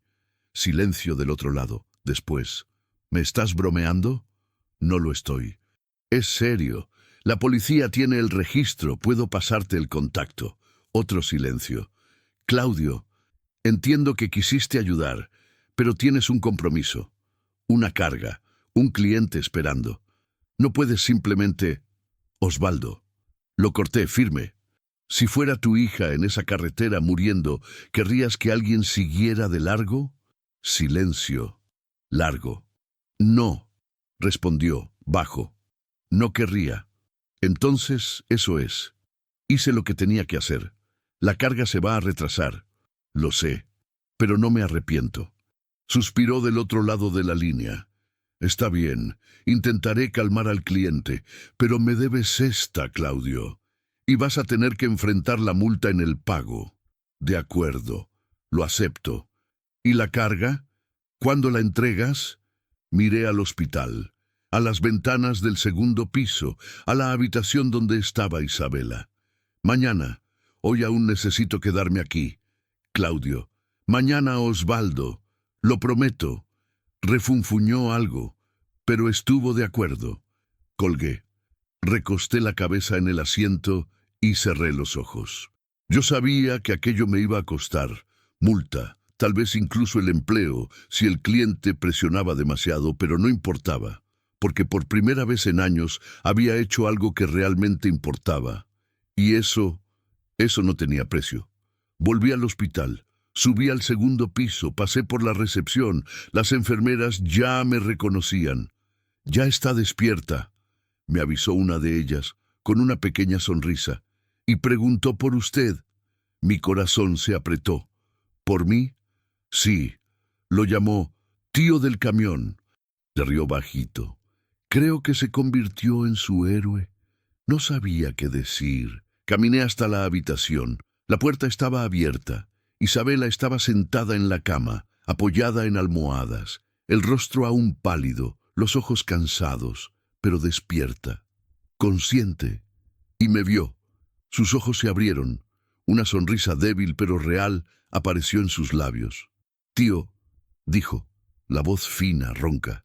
Entré despacio. «Hola, pequeña. Tú regresaste». Regresé. Yo creí que era un sueño. El camión. La carretera. Tú. Me senté en la silla al lado de la cama. No fue un sueño, fue real. Y fuiste muy valiente. Ella movió la cabeza, los ojos llenándose de lágrimas. Tuve miedo. Yo también, admití. Pero lo logramos, juntos. Janaína estaba en un rincón de la habitación, llorando bajito de emoción. Isabela me extendió su manita frágil. Yo la sostuve, y en ese momento lo supe. Aquella no era solo la historia de ellas, era la mía también, y no me iba a ir. No sin saber que se iban a poner bien. 3 días. Fueron 3 días los que pasé en aquel hospital. 3 días que cambiaron todo. El primer día, Isabela aún estaba demasiado débil para permanecer despierta mucho tiempo. Dormía la mayor parte del tiempo, su cuerpecito pequeño hundido en las almohadas blancas, los monitores haciendo bip a un ritmo constante que poco a poco se fue convirtiendo en música para mis oídos, porque mientras ese bip continuara, ella estaba viva. Janaína prácticamente no se separaba de la cama. Comía allí, dormía allí, cuando dormía, y solo salía para ir al baño o para hablar con los doctores. Intenté convencerla de descansar de verdad, de ir a casa de algún pariente, pero movía la cabeza con tanta firmeza que dejé de insistir. «No me voy de aquí hasta que ella salga», decía, la mano siempre sosteniendo la de su hija. «Nunca más la dejo sola». Y yo lo entendía. Yo me quedaba en el pasillo la mayor parte del tiempo, sentado en esas sillas incómodas, tomando café malo, conversando con las enfermeras que pasaban. Ya me conocían por mi nombre. Algunas me traían pan, fruta, galletas. Decían que necesitaba comer, que no servía de nada que yo cayera enfermo también. Agradecía y comía sin ganas, solo para no preocupar a nadie. Pero la verdad es que no podía pensar en comida, solo podía pensar en ella, en la niña que había ayudado a salvar, y en cómo su vida y la mía había cambiado en una sola noche. El segundo día, Isabela estuvo despierta más tiempo, los ojos aún pesados, pero más alerta. Podía girar la cabeza, mover los brazos, responder cuando alguien le hablaba. Los doctores le hicieron una batería de estudios: resonancia magnética, tomografía, pruebas neurológicas. Le preguntaban si sabía su nombre, cuántos años tenía, quién era su madre. Le pedían que moviera los dedos, que apretara la mano, que siguiera una luz con los ojos. Yo me quedaba fuera de la sala de estudios, caminando de un lado a otro, mordiéndome las uñas, un hábito que no tenía desde niño. Janaína estaba peor aún, sentada en la silla, las piernas temblando nerviosamente, las manos entrelazadas tan fuerte que los dedos se le ponían blancos. Cuando el doctor finalmente salió, nos levantamos al mismo tiempo. «¿Y bien?», preguntó Janaína antes de que él se quitara la mascarilla. «¿Cómo está? Va a estar bien». El doctor jaló una silla y se sentó frente a nosotros. Su rostro estaba cansado, pero no tenía esa expresión pesada de malas noticias. Los estudios mostraron que hubo edema cerebral, hinchazón en el cerebro, causado por la intoxicación y el paro cardíaco, pero el edema ya está disminuyendo. Eso es muy bueno. ¿Y secuelas?». La voz de Janaína tembló. ¿Va a tener? Hizo una pausa. Respiró hondo. Es difícil decirlo con certeza ahora. Está respondiendo bien a los estímulos. Puede mover las extremidades, reconoce a las personas, responde preguntas. Pero puede haber alguna pérdida de memoria. Dificultad de coordinación motora. Tal vez necesite fisioterapia, seguimiento neurológico por algunos meses. Pero ¿va a ser ella de nuevo? Preguntó Janaína, y el dolor en esa pregunta me partió. Ella ya es ella, respondió el doctor con amabilidad, y seguirá siéndolo. Puede que tenga que reaprender algunas cosas. Puede ser más lenta en algunos aspectos, pero está viva, consciente y respondiendo. Considerando la gravedad del caso, es un milagro. Janaína se derrumbó, no de tristeza, de alivio. Se cubrió el rostro con las manos y lloró, todo su cuerpo temblando. Le puse la mano en el hombro y la sostuve firme. «Gracias, doctor», dije, la voz ronca. «Muchas gracias». Él asintió. Se levantó y regresó al pasillo. Janaína continuó llorando. Y la dejé, porque a veces necesitamos eso. Necesitamos dejar salir todo lo que estaba atrapado. Cuando finalmente se calmó, levantó el rostro hacia mí, los ojos rojos, hinchados, pero había algo diferente en ellos. Esperanza. «Va a estar bien», dijo Janaína, como si necesitara escucharlo en voz alta para creer. «Mi niña va a estar bien». «Sí», concordé.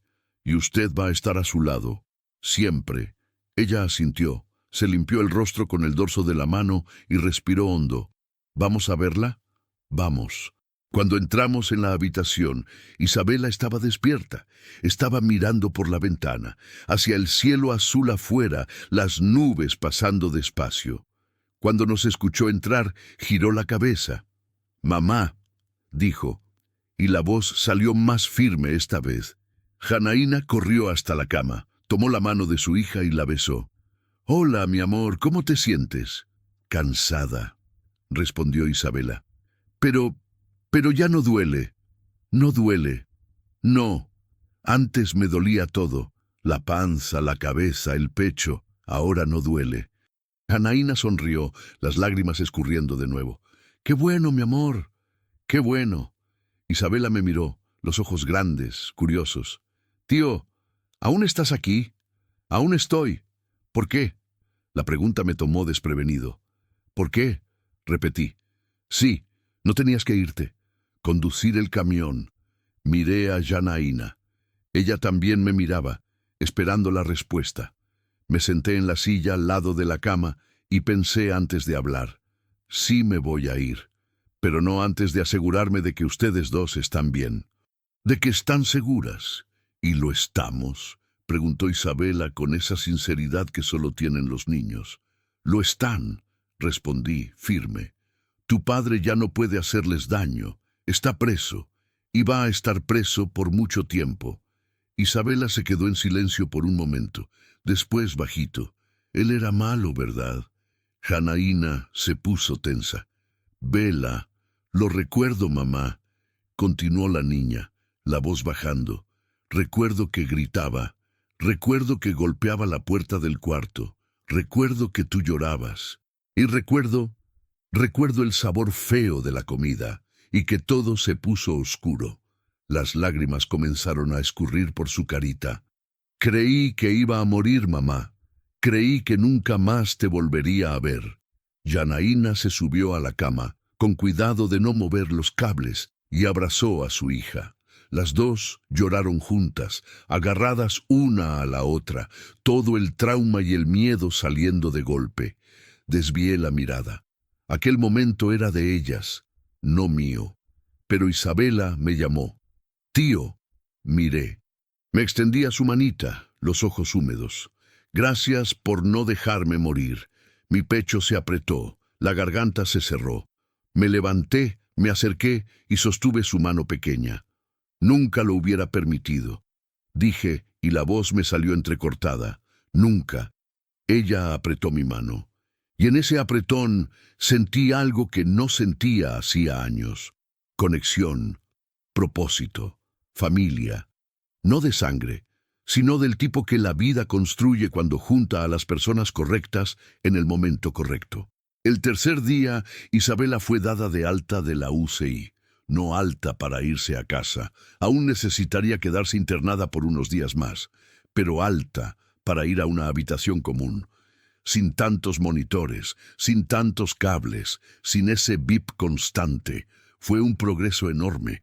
La trasladaron en camilla, con Janaína a su lado, sosteniendo su mano todo el tiempo. Yo ayudé a cargar las pocas cosas que habían acumulado. Una muda de ropa que una enfermera había donado, un osito de peluche que otra le había dado a Isabela, una Biblia que alguien había dejado en la mesita de noche. La habitación nueva era más grande, más clara. Tenía una ventana grande que daba vista a la calle. Isabela se quedó encantada. «Mira, mamá, se pueden ver los coches y los árboles». Janaína sonrió, una sonrisa de verdad, completa, que iluminó todo su rostro. «Sí, mi amor, se pueden ver». Mientras se acomodaban, fui a la ventana y miré hacia afuera. La vida seguía allí. Gente caminando, coches pasando, el sol brillando fuerte a mitad de la tarde. Todo tan normal, tan diferente a lo que habíamos vivido. Tomé mi celular y vi que tenía un mensaje. Era de El Potosino, el tráilero que me había ayudado en la carretera. «¿Qué onda, hermano? ¿Cómo está la niña? Conseguí tu contacto con la policía. Estoy preocupado». Sonreí. Escribí de vuelta. «Está bien. Salió de la UCI hoy. Se va a recuperar. Gracias por todo, hermano. Nos salvaste». La respuesta llegó rápido. «La carretera es nuestra, compañero. Un trailero no abandona a otro trailero, ni a quien necesita ayuda. Vaya con Dios, y cualquier cosa, me llamas». Guardé el celular y volví a la habitación. Isabela estaba sentada en la cama, jugando con el osito. Janaína acomodaba las almohadas, intentando dejar todo más cómodo. «Señor», me llamó Janaína, «siéntese aquí. Necesito hablar con usted».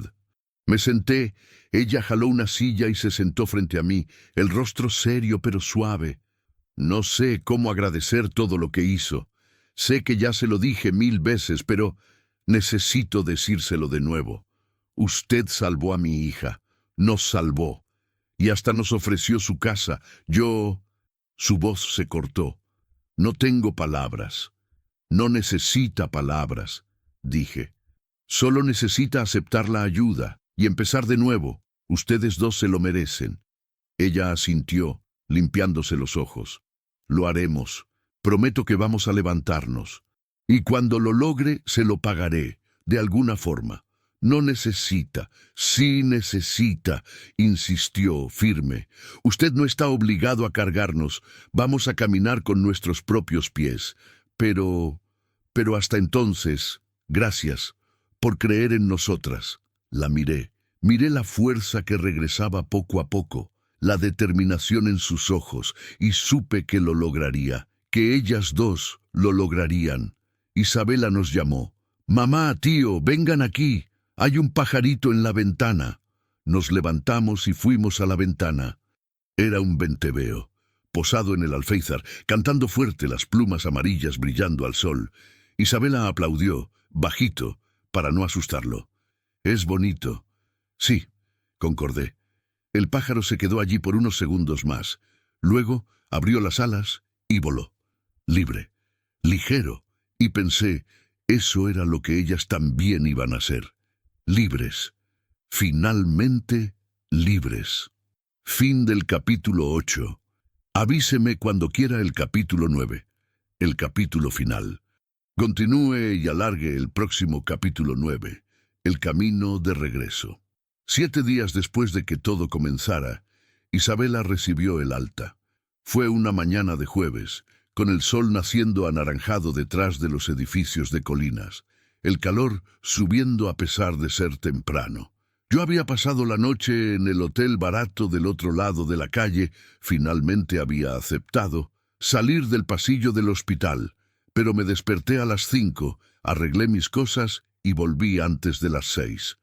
Cuando llegué a la habitación, Janaína ya estaba despierta, ayudando a Isabela a vestirse con ropa que una trabajadora social había conseguido. Pantalón de chándal rosa, blusa blanca con un dibujo de mariposa, zapatillas sencillas, pero limpias. La niña estaba diferente, aún pálida, aún demasiado delgada, pero tenía color en el rostro, vida en los ojos. Sonrió cuando me vio entrar. «Tío, nos vamos hoy». «Así es», respondí, sintiendo el pecho apretarse. «¿Estás ansiosa?» «Un poco», admitió moviendo los dedos, «pero con miedo también». «¿Miedo de qué?», miró a su madre, luego a mí. «¿Y si sale de la cárcel? ¿Y si viene a buscarnos de nuevo?» Janaína se arrodilló frente a ella, sostuvo el rostro de su hija con ambas manos. «No va a salir, mi amor, no por mucho tiempo, y cuando salga, nosotras vamos a estar lejos, en un lugar seguro, con gente que nos cuida. ¿Lo prometes?» «Lo prometo». Isabela me miró buscando confirmación. Yo me agaché también, quedando a su altura. «Isabela, escucha. Nadie te va a lastimar de nuevo, nadie se va a acercar a ustedes dos mientras yo pueda evitarlo, y voy a dejar la dirección de mi casa solo a gente de confianza. Van a tener teléfono nuevo, documentos nuevos si es necesario. Vamos a hacer todo bien, ¿de acuerdo?» Ella pensó por un momento, luego asintió, despacio. «Está bien, tío. Y una cosa más», añadí. «Eres muy valiente, más valiente que cualquier adulto que conozco. Sobreviviste a algo que mucha gente no sobreviviría. ¿Y sabes por qué? Porque eres fuerte, porque eres una luchadora, no lo olvides nunca». Sus ojitos brillaron, me rodeó el cuello con los brazos y me abrazó fuerte. «Gracias, tío, por todo». La abracé de vuelta sintiendo ese cuerpecito pequeño, frágil, pero vivo, tan vivo. Cuando me soltó, vi a Janaína secándose los ojos de nuevo. «Deje de hacerme llorar, señor», dijo, entre risa y llanto. «Ya no aguanto más», sonreí. «Disculpe». El papeleo del alta tardó casi 2 horas. Janaína tuvo que firmar un montón de documentos, recibir instrucciones sobre los medicamentos que Isabela iba a necesitar tomar, agendar citas de seguimiento, recibir la remisión para la fisioterapeuta, la neuróloga, la psicóloga infantil. Era tanta cosa que vi la desesperación volviendo a sus ojos. «¿Cómo voy a encargarme de todo esto, señor?», susurró mientras la recepcionista listaba los medicamentos. «Ni siquiera tengo dinero para comprar todo eso». «Tranquila», dije bajo, cerca de ella. «Lo resolvemos. Hay farmacia social, hay programas del gobierno, y si es necesario, yo ayudo. No vamos a dejar que falte nada». Me miró con esa mirada de gratitud mezclada con vergüenza.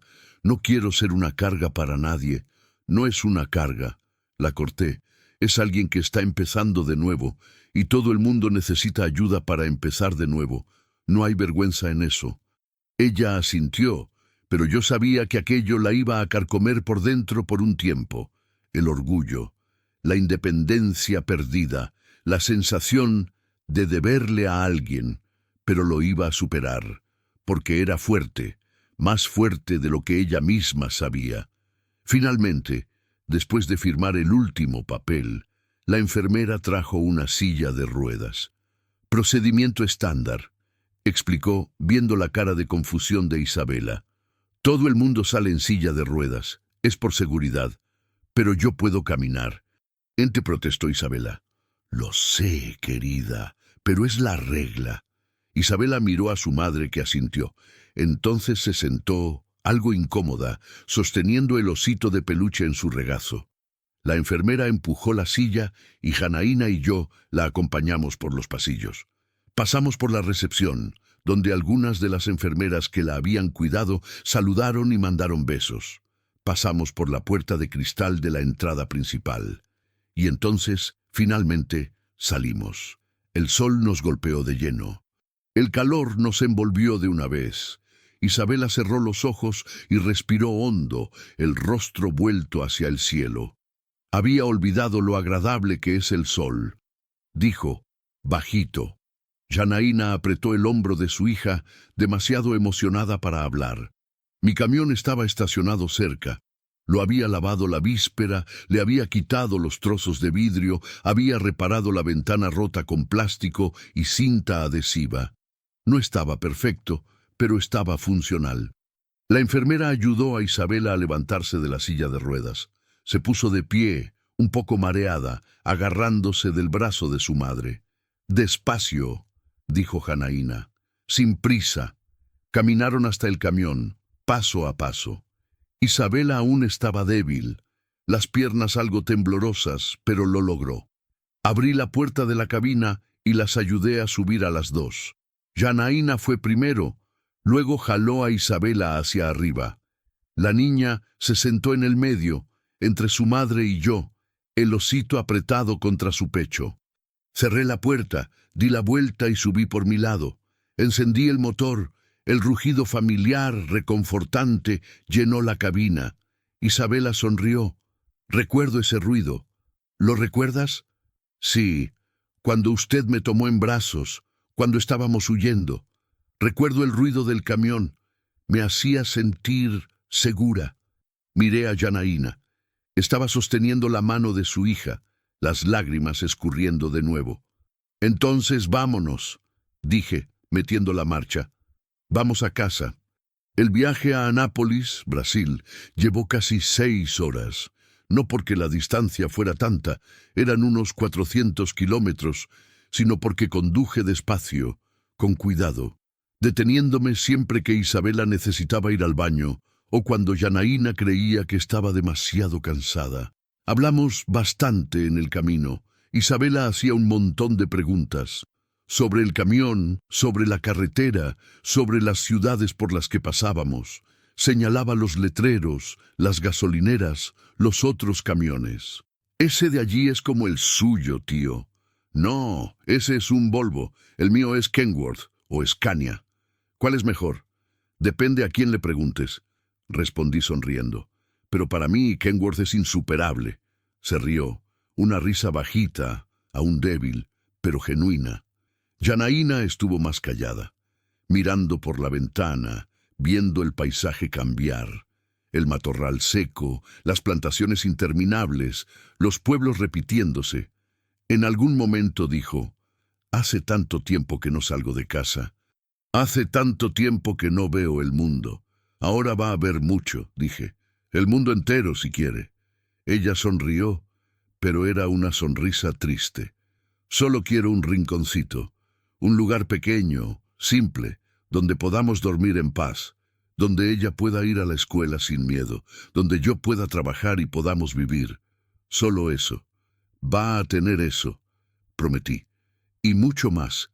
Paramos a almorzar en un restaurante de carretera.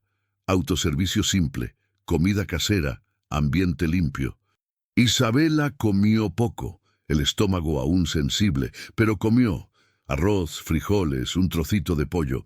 Janaína comió más, finalmente con apetito de verdad. Yo comí mirándolas a las dos, pensando en cómo hace una semana estaba solo en esa misma carretera, vacío, sin propósito. Y ahora tenía compañía, tenía una razón para seguir. Pagamos la cuenta. Yo insistí en pagar, a pesar de las protestas de Janaína, y regresamos al camión. El sol comenzaba a descender cuando entramos en Anápolis. La ciudad me recibió con sus calles conocidas, su tráfico, sus caras familiares. Hacía meses que no venía. Siempre pasaba de largo, tomaba carga y me iba. Pero hoy era diferente. Hoy estaba volviendo a casa y trayendo a alguien conmigo. La casa estaba en un barrio sencillo, en la periferia de la ciudad. Calle de tierra, casas pequeñas, bardas bajas, nada lujoso, nada especial, pero era mía. Estacioné el camión enfrente, apagué el motor. El silencio que vino después pareció más pesado de lo normal. «¿Es aquí?», preguntó Isabela mirando por la ventana. «Es aquí. Es bonita». Sonreí. «Es pequeña, pero es buena».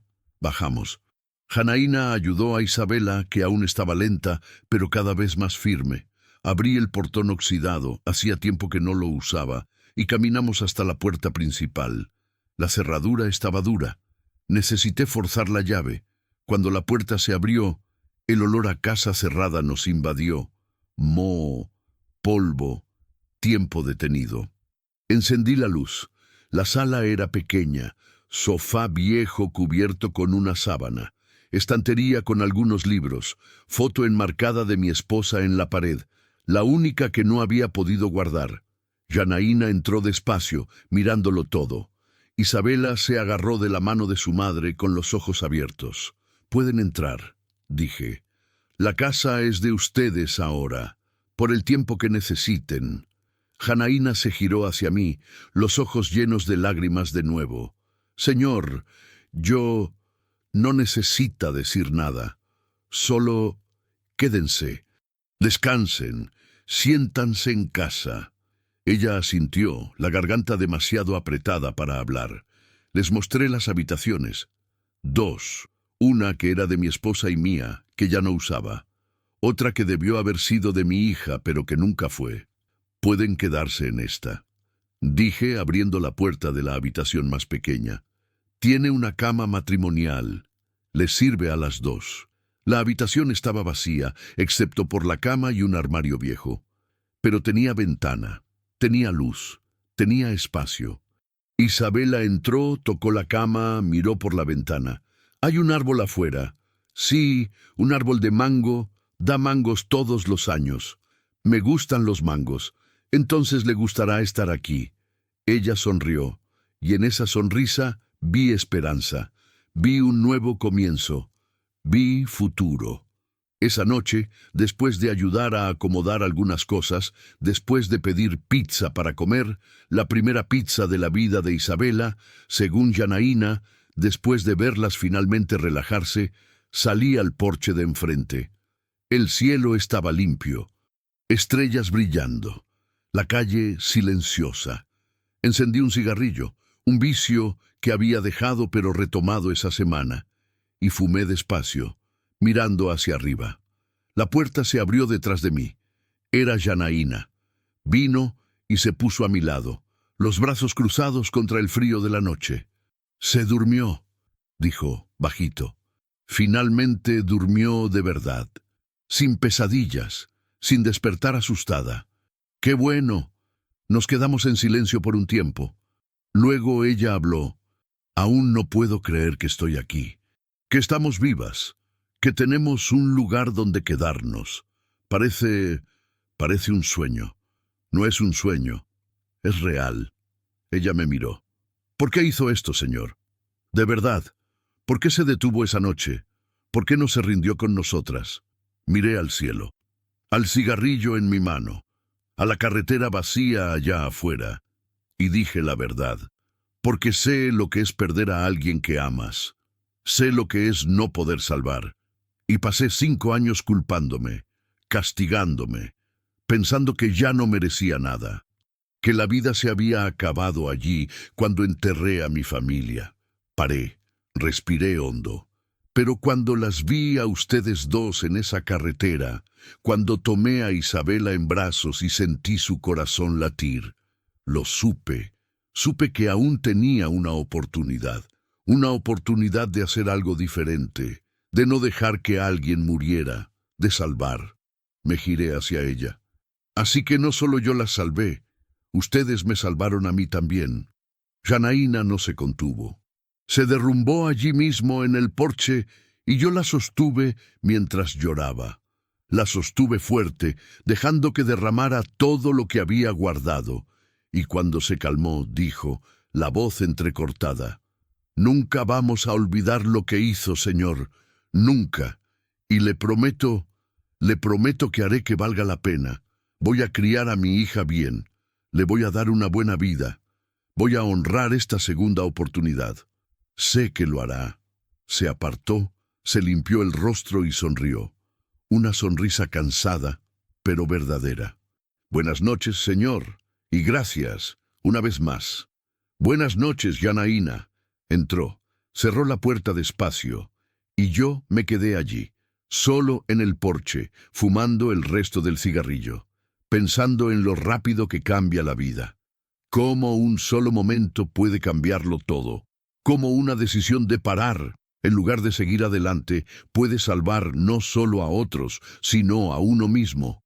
Miré al cielo de nuevo, y por primera vez en 5 años sentí algo que creí que nunca volvería a sentir. Paz. 3 meses después, Isabela estaba corriendo en el patio. No rápido aún, pero corriendo. Las piernas más firmes, el cuerpo más lleno, las mejillas sonrosadas de una niña sana. Reía, persiguiendo una mariposa amarilla que se había posado en el árbol de mango. Janaína estaba en el tendedero, colgando ropa. Había conseguido un empleo en una panadería cerca de casa. Horario pesado, salario bajo, pero era suyo, ganado con esfuerzo propio. Yo estaba sentado en el porche tomando café, a punto de salir para otro viaje. Isabela vino corriendo hacia mí, jadeando. «¡Tío, mira! La mariposa se posó en mi mano». Mostró la palma abierta. La mariposa batió las alas y voló. «¡Qué bien, pequeña! ¿A dónde vas esta vez?» «Mato Grosso, Brasil, a llevar soya». «¿Cuánto tiempo?» «Unos 3 días». «Siempre regresas, ¿verdad?» La miré, a sus ojos llenos de vida, de esperanza, de futuro. «Siempre». Ella sonrió y salió corriendo de nuevo. Janaína se acercó limpiándose las manos en el delantal. «Gracias por todo, Claudio. De nuevo». «Deja de agradecer», respondí sonriendo. «Ahora son familia». «¿Lo somos?» «Lo son». Ella sonrió. Una sonrisa completa, verdadera, feliz. «Entonces maneja con cuidado y regresa pronto. Te vamos a extrañar». «Descuida». Me levanté, tomé mi mochila, subí al camión. Encendí el motor, y cuando salí de aquella calle de tierra, miré por el retrovisor. Vi a Isabela y Janaína despidiéndose con la mano. Vi la casa que había vuelto a ser un hogar. Vi la vida que habíamos construido juntos, y supe que había tomado la decisión correcta, porque a veces detenerse es más importante que seguir. A veces ayudar a alguien es la única forma de salvarse a uno mismo. Y a veces la carretera no es solo el camino que recorremos, es a quien llevamos con nosotros. Y así termina la historia de Claudio, Janaína e Isabela. Una historia sobre pérdida, redención y segundas oportunidades. Sobre cómo un solo momento de coraje puede cambiar vidas para siempre. Y sobre cómo, incluso en las carreteras más solitarias, nunca estamos realmente solos.